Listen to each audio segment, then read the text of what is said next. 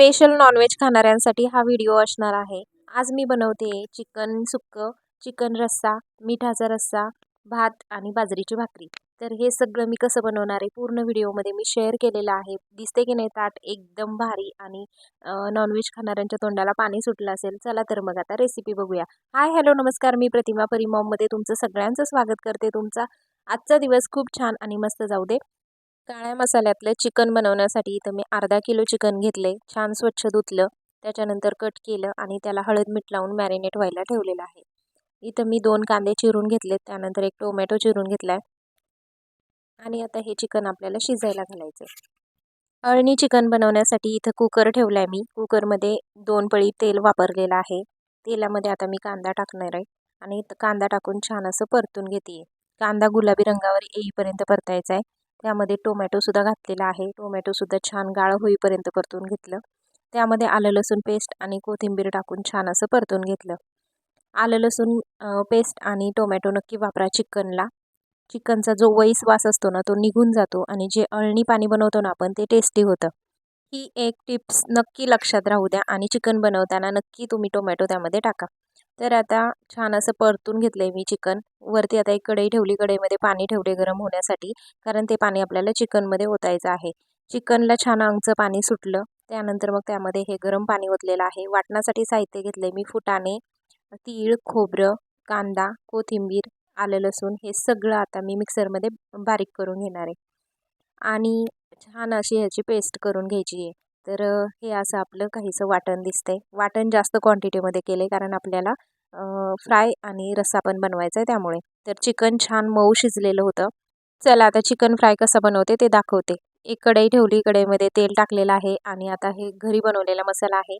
याची पण रेसिपी मी माझ्या चॅनलवरती अपलोड केलेली आहे। तुम्हाला जर मसाल्याची रेसिपी बघायची असेल तर त्याची लिंक मी कमेंट बॉक्समध्ये नक्की देईल, जाऊन बघा आणि सबस्क्राईब नक्की करा।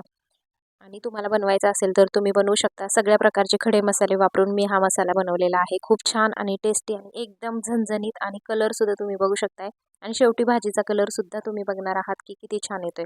तर आता हे वाटण मसाल्यामध्ये टाकून छान असं परतून घेतले मी एकदम तेल सुटेपर्यंत। त्यानंतर जे पीस आपण शिजवून घेतलेले आहेत अळणी पाण्यामध्ये ते सुद्धा आपल्याला फ्रायमध्ये टाकायचे आहेत। म्हणजे जे मसाला परतून घेतला आहे आपण त्या मसाल्यामध्ये छान परतून घ्यायचे आणि असा आपला फ्राय रेडी झालेला आहे। आणि मी अशाच प्रकारे फ्राय करते आणि कोल्हापुरी पद्धतीने सुद्धा फ्राय करते। तो सुद्धा मी ना एक वेळेस नक्की तुमच्यासोबत शेअर करेल, कारण मी कोल्हापूरला खाल्ला होता त्याच्यामुळे ना ती टेस्ट अजून जिभेवरची जातच नाही आहे। खूप छान आणि एकदम मस्त रस्सा आणि फ्राय होता। तर आता रश्श्यासाठी मी इकडे पातेलं ठेवले, पातेल्यामध्ये टाकले तेल। तेलामध्ये आता जो शिल्लक राहिलेला जो वाटणाचा मसाला आहे तो टाकून घरी बनवलेला जो मसाला आहे तो सुद्धा मी त्यामध्ये घातलेला आहे। जेवढं आपल्याला तिखट हवं आहे तेवढं तिखट घालून आपण रस्सा बनवायचा आहे। तुमच्या घरात किती व्यक्ती आहेत ना त्यांच्या हिशोबाने तुम्ही मसाला किंवा पाणी ॲड करू शकता।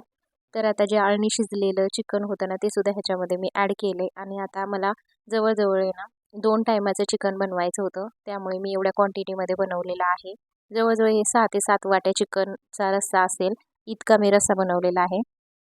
तुम्ही बघू शकता किती छान दिसतोय रस्सा। आता ह्याला छानपैकी अशी उकळी फुटू देते। उकळी छान फुटली आहे, जवळजवळ 7 ते 8 मिनिटं मी छान मंद गॅसवरती आता हे चिकन शिजवून घेणार आहे आणि असं काहीसं शेवटचा लूक दिसतोय चिकनचा। खूप छान दिसत होतं। तर आता 2 बाजरीच्या भाकरीसुद्धा मी बनवलेल्या आहेत, चपात्यासुद्धा बनवलेल्या आहेत। मुलांना चपात्या आवडतात त्याच्यामुळे। चला आता जेवणासाठी ताटसुद्धा रेडी आहे। आता जेवण करून घेतो। खूप उशीर झाला होता आज जेवणासाठी। नॉनव्हेज म्हटलं की खूप वेळ लागतो हे सगळं बनवायला। तर झालेलं आहे बनवून। आता टेस्ट करते। खूपच छान झाली होती भाजी, फ्राय, अळणी सगळं एकदम टेस्टी झालेलं होतं। तुम्हाला जर रेसिपी आवडली असेल तर नक्कीच माझ्या रेसिपीला लाईक करा, शेअर करा, कमेंट्स करा आणि सबस्क्राईब नक्की करा। भेटूया अशाच नवीन रेसिपी नवीन ब्लॉगमध्ये।